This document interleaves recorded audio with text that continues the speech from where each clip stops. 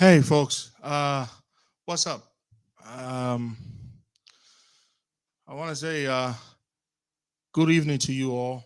The time in Delaware, it's 7:02, 7:02 p.m., and it's very good to be here.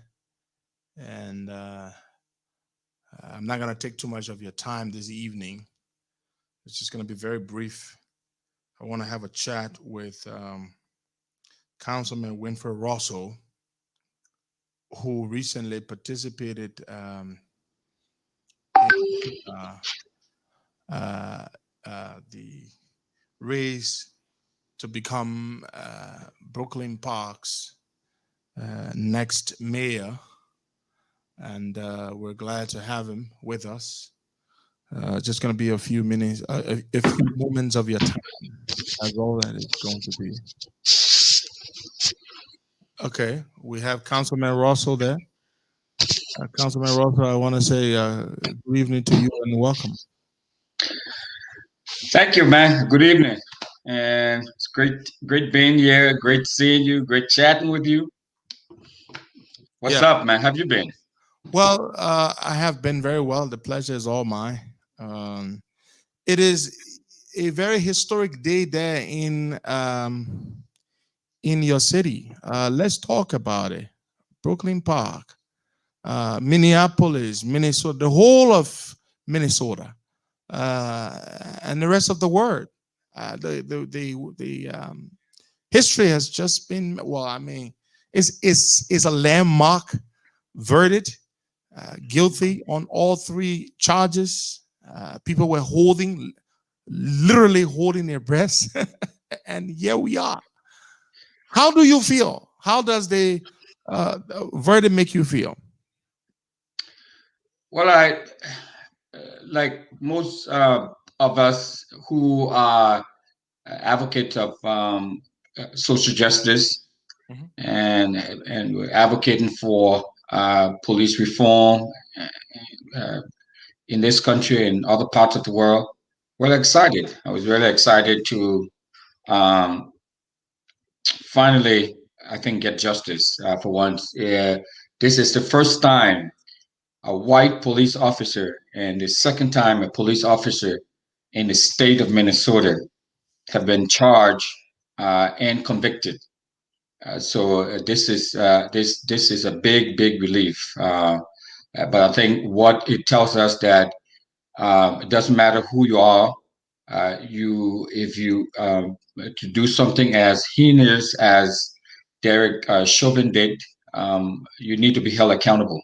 Whether you're a police officer, we look to the police for protection, not to come and harm us and not to come and kill us. So this was the right justice that was served. This was the right decision that the jury made in this case. So we all are excited because as an elected official here, I tell you, Henry, we we didn't know what to expect.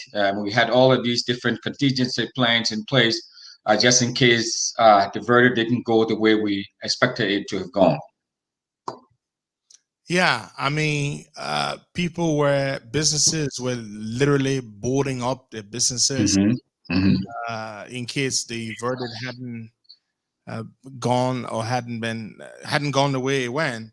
Yeah. And now it's quite interesting when everybody literally everything literally teetered on potential chaos or outburst into celebration of victory for justice has been served. That is a beautiful thing. But we're glad that I want to thank you for your support you gave to our brother there, Mike Elliott, um, Hmm. from the sister city of yours, Hmm. and he's doing No, a I mean, is we are um, very close sister city, um, and we are about three times the size of Brooklyn Center, Brooklyn Park is. So we have these mutual agreements, and we come in and support and help each other. We provided institutional support, but personal support we have to step in there. Is one, is one of us. He's a Liberian immigrant, and Brooklyn Center is the most diverse city in the state of Minnesota. So we have to step in there to help him out because he's been under intense pressure. But he's been holding up well. I mean, so many of the black elected officials around, we've stepped in to try to provide comfort to him, but also provide some material support. So we were there um, um, collecting food, packing food, and trying to tell folks that at least if they needed groceries, because a lot of the stores, like you said, have been boarded up. Many of them were broken into when Derek, when Dante Wright was killed. So we had to step in there to do what we think we needed to do to support our brother. But I must tell you, Henry, this is not over. This is we have a long way to go. We have a lot of work to do. I'm pushing police reform here in Brooklyn Park. I've had conversations trying to ensure that the police and the community get to understand each other, and so we want to provide all of the support that we can for the police department. But we also want to ensure that people have the space to protest if they want to protest too as well.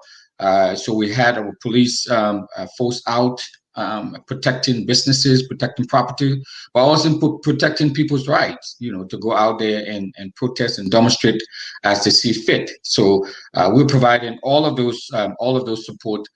There still need to be some systemic changes, and that's what we're working to put in place, at the city council.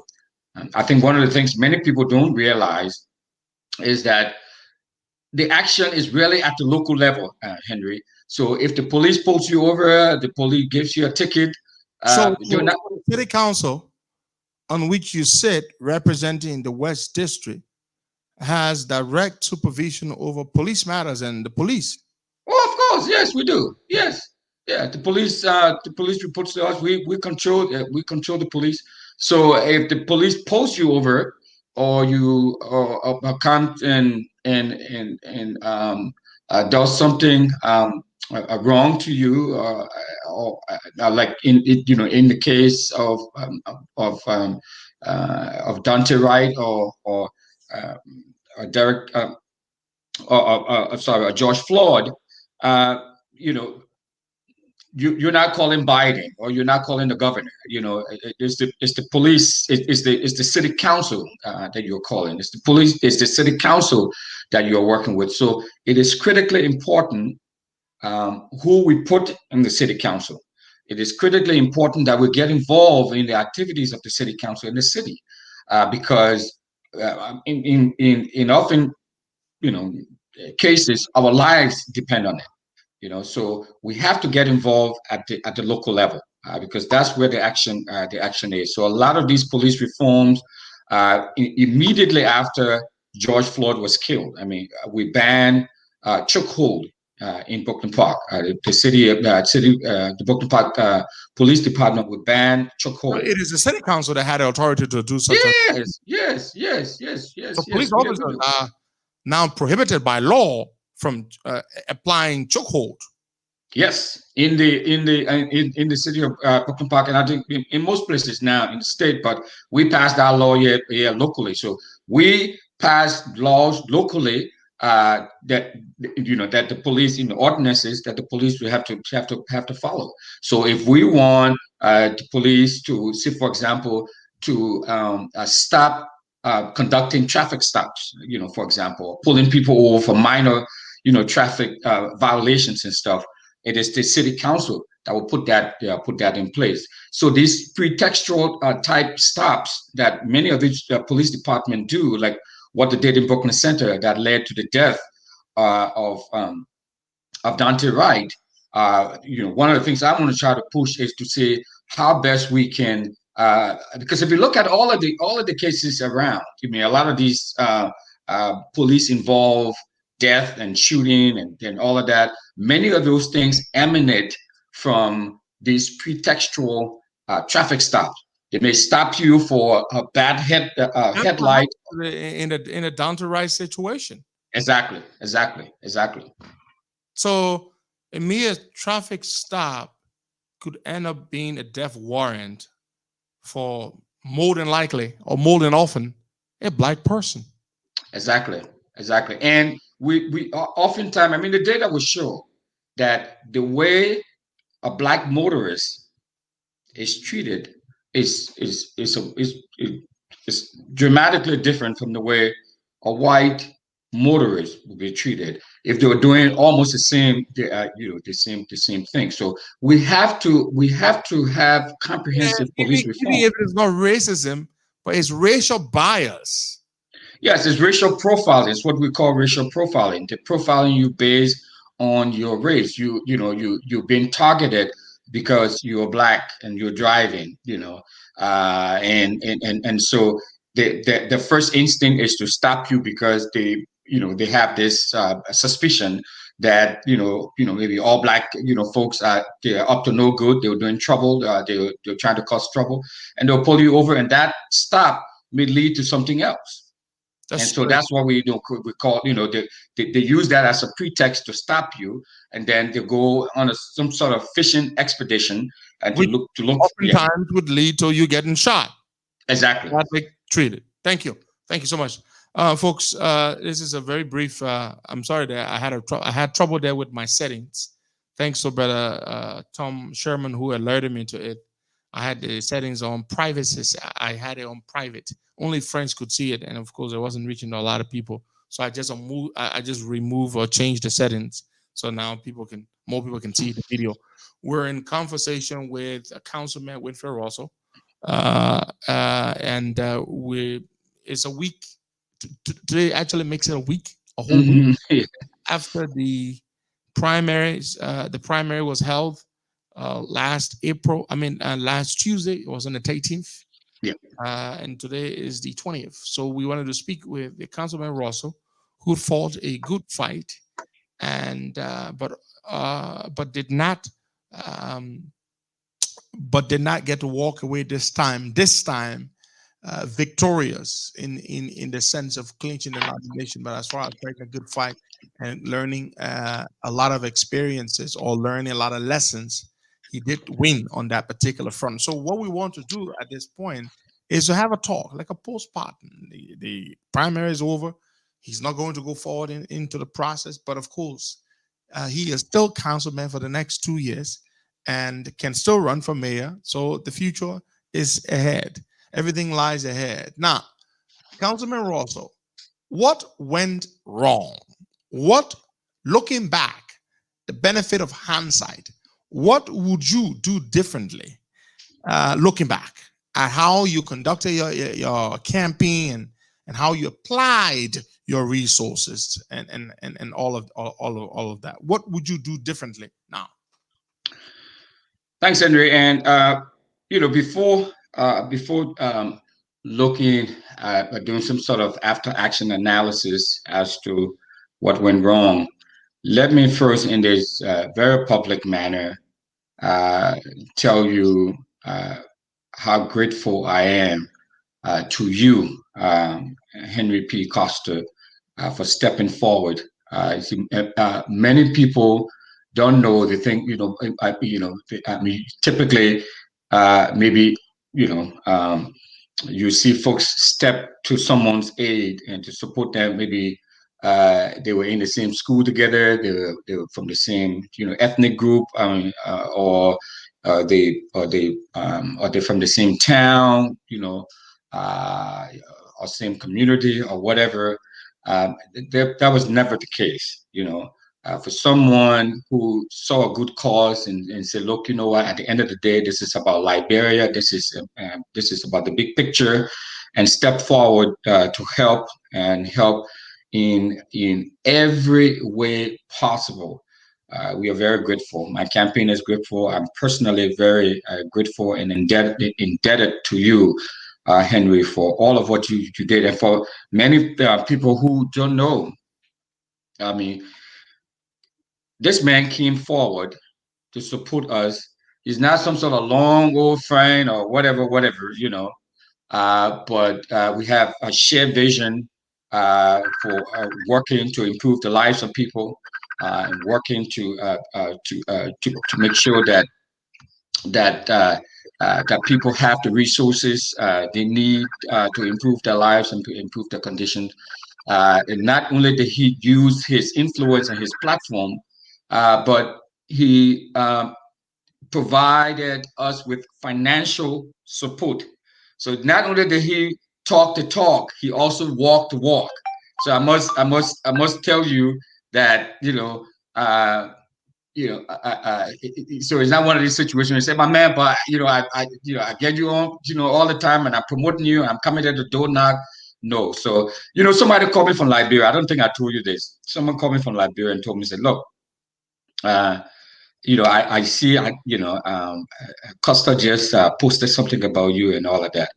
I think you should reach out to him more. He's a very nice guy. So, but a lot of people don't know. He's a very kind, he's a very nice guy. And I didn't say anything to you. I didn't tell you anything about it, but you have proven to be one of a kind. And I really, really, truly uh, appreciate it. There are many, many people who call and connected me to so many folks all over. This person will do this for you. That person will do that for you. But at the end of the day, it's like, oh my man, so what you got now? You got to get me a plane ticket to come over there. What you got to get me this, get me that. So what is in it for me, kind of thing, really. So I'll tell you this, uh, Councilman Russell. I started when I first learned of you. And by the way, I'm deeply flattered and deeply humbled, by the very warm sentiments. But this is what moves me. And sometimes people tend to confuse me with somebody else they think I am. Exactly. When I see a good person, from every indication, and a good person you can tell by their deeds, the things they have done, and the things they say must match the things they've done. I started following you from afar. The first thing that captivated me to you was your writing, your public writings. And I was fascinated every time I place a lot of premium on that. I am a respecter of highly of intelligence, of brilliance. And so I said, okay, this guy's sharp. And then I started following when you, I think it was just around you made your second run. Was it the first and then the second before you succeeded, right? As councilman. I succeeded the third time. The third time. I said And the second time I played some sort of role. I talked about it a few times, but I didn't really. The third time was when I was really a little bit more involved. And you got elected because I found out that Wynfred Russell is the real deal. This guy he talks the talk and walks the walk. I mean, look at what he's done in Nigeria with polio immunization, and look what he did in Liberia during the Ebola crisis and stuff like that. So I became very fascinated by what you had done and what you were seeking to do. And so I just support good people. We fight for good causes and good people. So the reason I did what I did for you is because you are a good man. It's because and there are a lot of people who can say this, and there will be others who will say otherwise, but that is their business. And the way I am, when I see a good man or a good woman, someone committed to and fighting for a good cause, I throw my all in. And I try to be part of that process. And I don't do anything halfway. I go all the way. And so that is why I did what I did. And I am prepared to do more. And we will start planning. Well, we got 2 years. We're going to go back there on the city council. We're going to make it happen. We're going to plan ahead. We're going to mobilize, raise more money. But yes, so that's why we did. But anyway, that's just I truly appreciate it. So I just wanted to start with that first, but and just say I'm just so grateful to my entire campaign team. Just want to say thanks to all of them. and all of the financial Wonderful lady. folks, A Denise. driven campaign team you had there, man. Yeah, yeah, oh yeah, man. So fabulous, man. He's very diverse, highly accomplished, group of folks, So I'm very grateful to my campaign team and to all of the people who made financial donations. And I mean, I can't call all of the names, but many of you out there are listening to me. I mean, people who I didn't know, like, I've never interacted with, personally, like Paul Moa from Atlanta. He changed his Facebook profile to the A campaign. lot of people did that. Yeah, so it's just, I mean, it was just great. So I mean, there were a lot of folks who out there, supporting me. So I'm really, really grateful and really thankful to all of you. I cannot, call you all by name.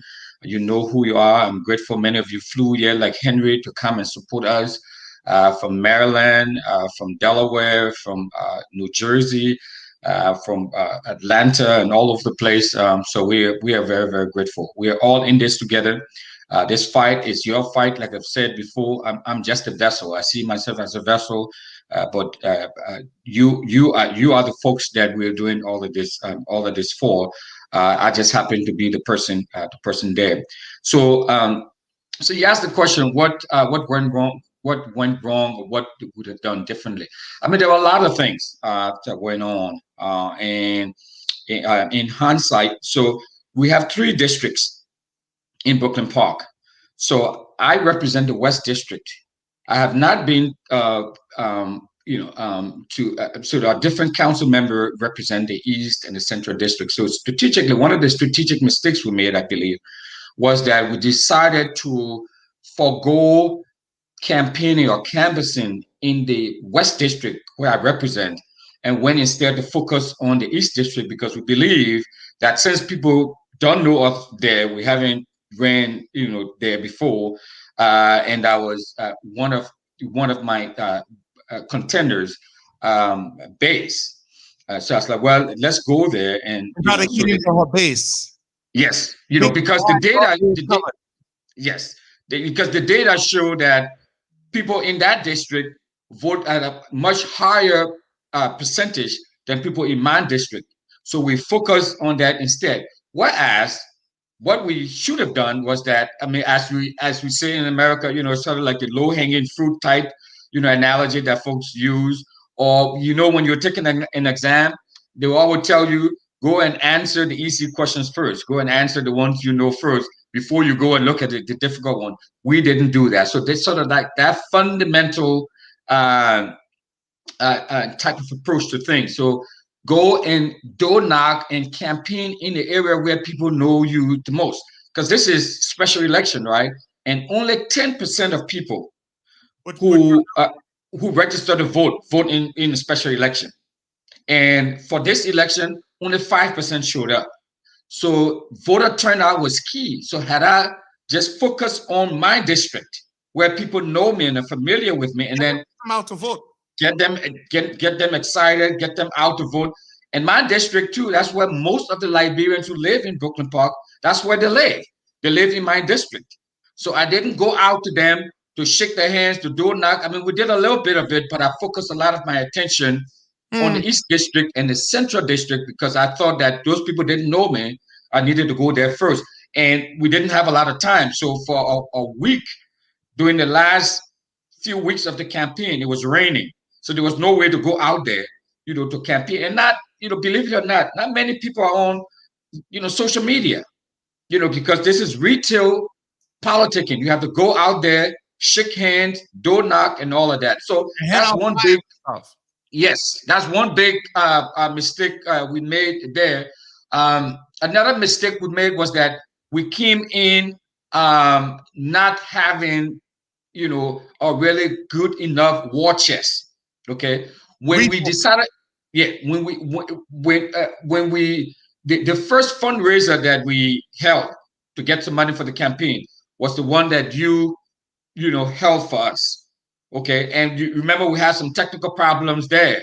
So the guy who won, okay, he started the race with $10,000 already because he ran 2 years. He ran 2 years ago when I ran for city council. He ran for mayor. And he He lost. lost, and I won. But the money that was left over, he was moved. He moved that money over. He used that to start. So he had a pretty significant war chest to begin with. So the second thing was that we came in very late with our fundraising and all of that. The other thing is that even for us to announce, because one of the things was that after the election in 2020, November 2020, when the decision was announced that our mayor at the time had won the county commissioner seat, but it was not, announced right away because there was still some recounting because the mayor won that county commissioner seat against the democratically endorsed candidate by 1.8% of the vote. So it's a very low margin. So since I was on the council already, I decided that, look, I'm not going to rush out and say, oh, I declare my candidacy for mayor because the formal decision has not even been announced yet. So I didn't want to be seen like I was anxious or abu, as we say back home, so I waited.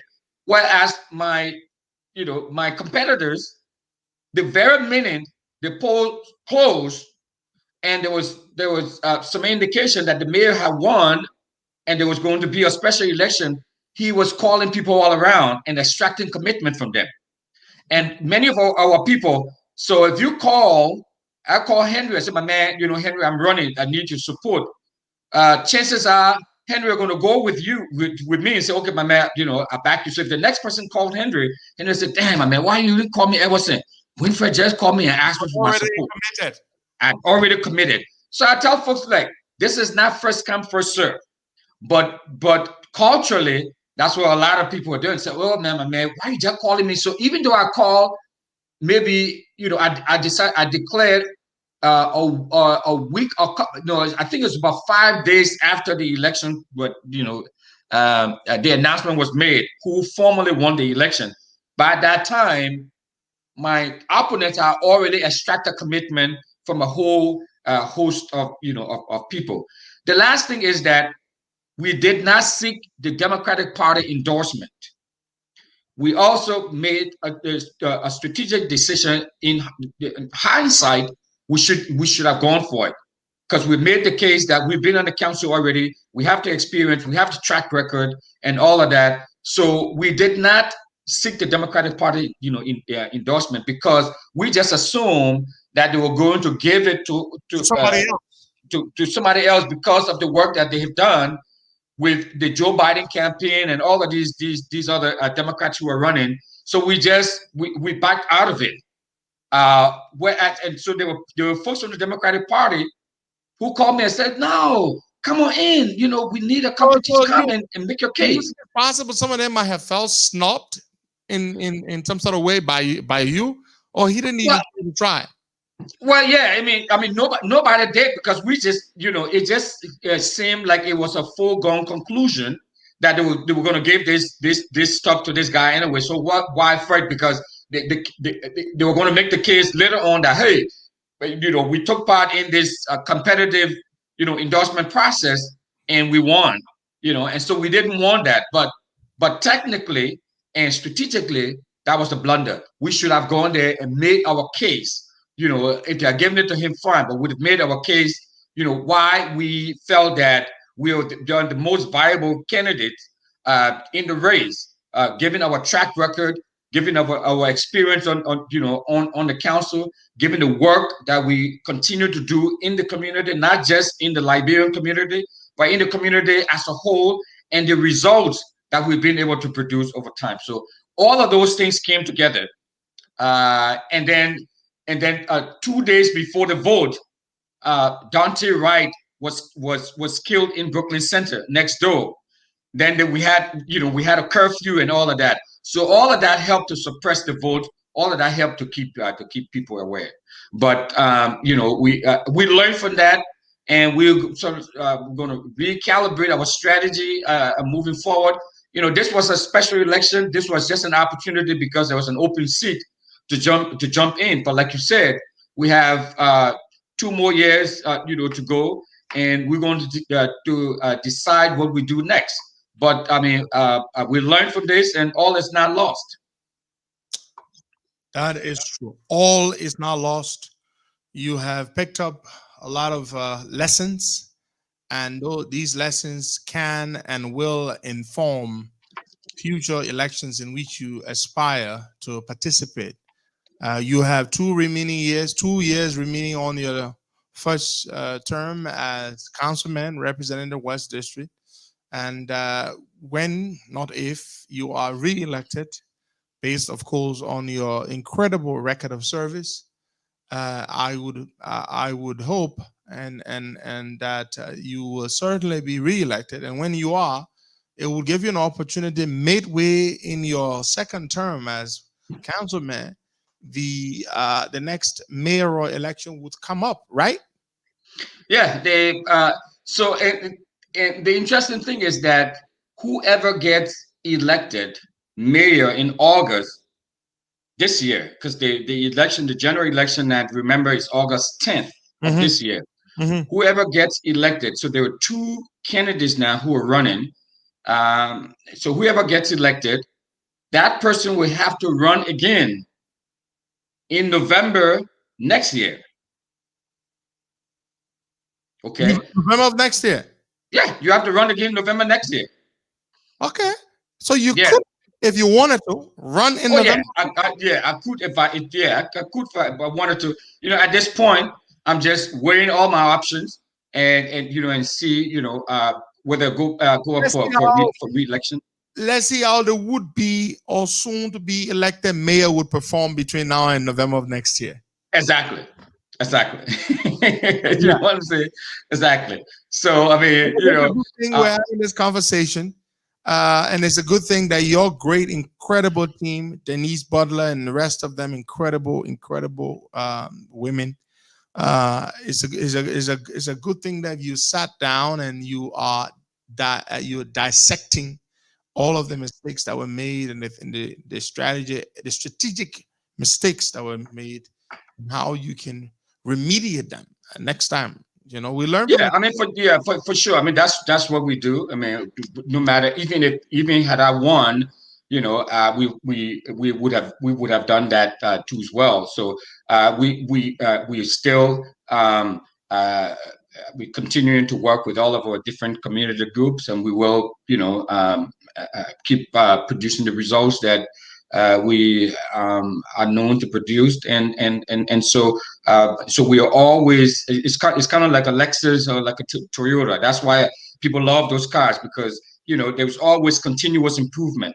They keep recalibrating, rechange. That's what you have to do. You cannot be stuck in one gear. You got to keep changing and keep evaluating what you do, and to make things better. So that's part of what we have to do, and that's part of what we're doing now. This conversation is part of that.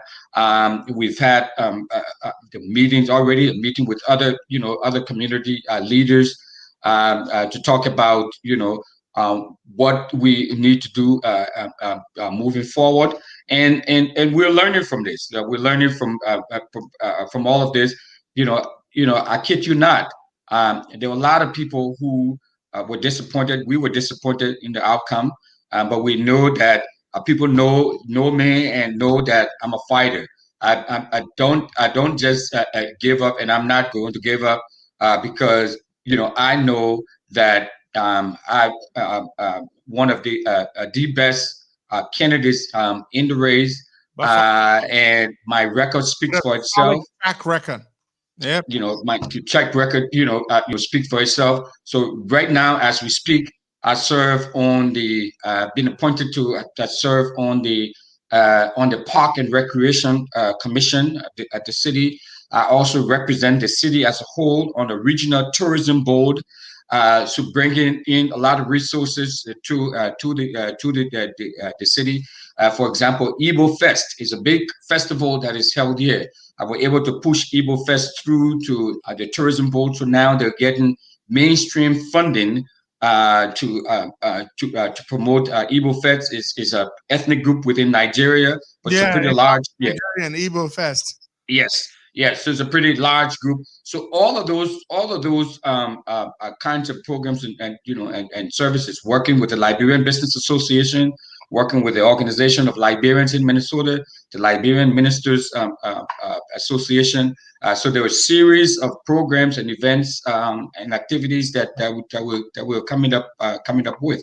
It's not just our community, because I work across the board uh, in in um, uh, uh, in ensuring that equity is at the core of what I do, to ensure that everybody gets a taste of the cake that is Brooklyn Park.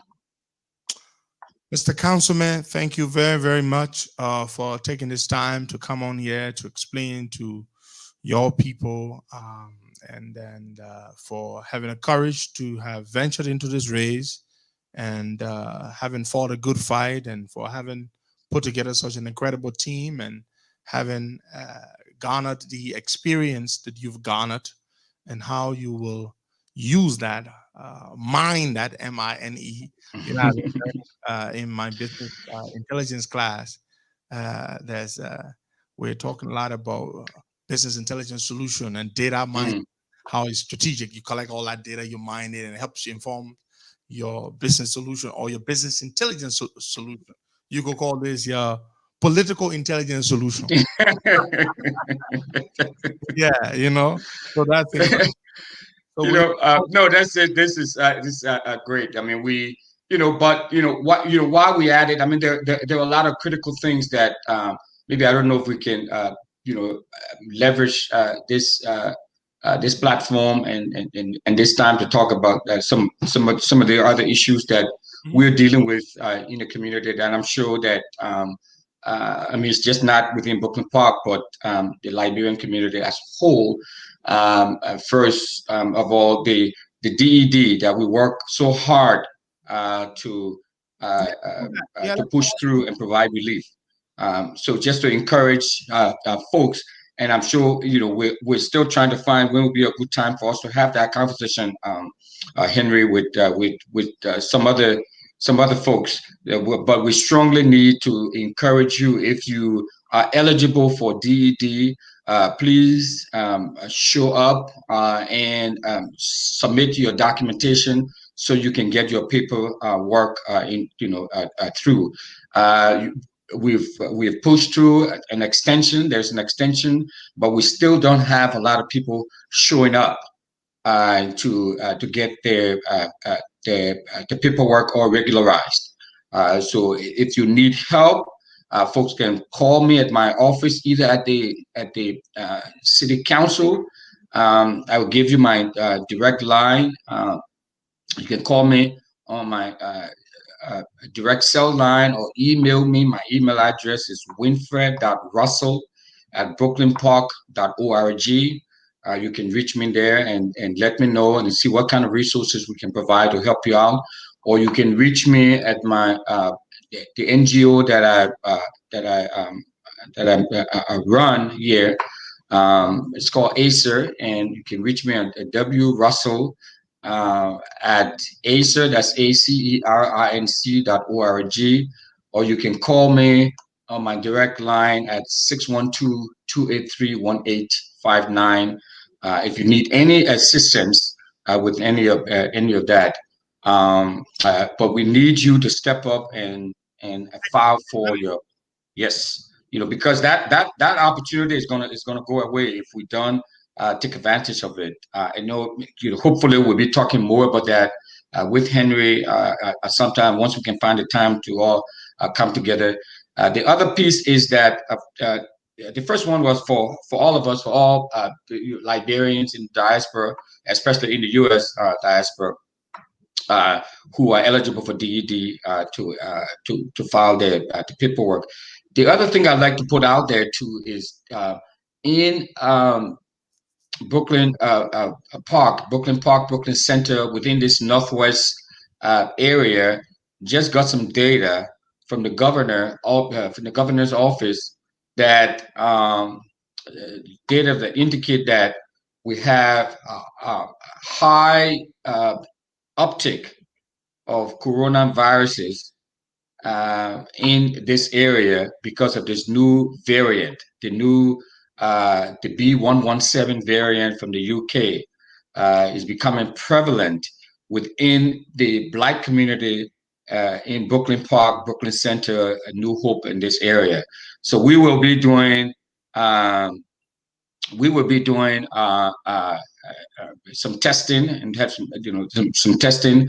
So please look out for that. That will be coming up, pretty soon. So if you haven't taken your vaccine yet, we have opportunities for you, so you can call the hotline anytime and take and then we can set you up with taking the vaccine. So those are some of the things that are just public service information or announcement or whatever for you all to take advantage of. And of course, if you have businesses in Brooklyn Park and you're looking for business opportunities, you can also write to me at the city hall, and we'll try to come with your business plan. Now, don't just come, I'm not a business person, so I don't have the business plan, know how to write a business plan. So you come up with your business idea as to what kind of business you would like to do, and we will find a way. We just approved $100,000 last night for the Organization of Librarians in Minnesota to do some training of CMA and TMA in Brooklyn Park, and we also approved 100. City council, right? Yes, the city council. Yeah, we just approved $117,000. That's a project that will be run by the Organization of Librarians in Minnesota to train the OLM, to train librarians who were let go or retrenched as a result of COVID. So many of those folks who've lost their jobs. So we're providing these funds to OLM. OLM has come up with a beautiful proposal to try to retrain about 60 librarians and others who are eligible, train them in new skills so they can go out there and get jobs. And here, the CMA and TMA jobs pay pretty well. They start you off with like 20 some dollars an hour in Minnesota. So that's right. Yeah, really good wages. High earning jobs. Yes, high earning jobs. So people need to take advantage of that. But there are a lot of opportunities. That is incredible, folks. You heard that. Councilman Russell just said the city council has approved $117,000 of for training, capacity building for librarians, primarily. Of course, this project will be executed by the OLM, the premier librarian organization in Minnesota, to train librarians who were retrenched, who were let go as a result of COVID, and to retrain them so that they can prepare to get rehired. That is a fantastic thing. That is incredible. So there's there's a lot of opportunities. So call if you need help, if you need some information. But if you have your own little business idea that you would like to float to us, it can be something that would just benefit just librarians, of course. Benefit other folks. We're here. We're here to work for you. I'm here for you. That's why I'm in this position to try to ensure that we always have bread at the table, so we can provide for ourselves and our family, and not just here in Minnesota, in Brooklyn Park. We are also working on a number of projects back home in Liberia. So if you have some ideas, to the degree that we can help, we can support some of those initiatives. We'd be glad to do that.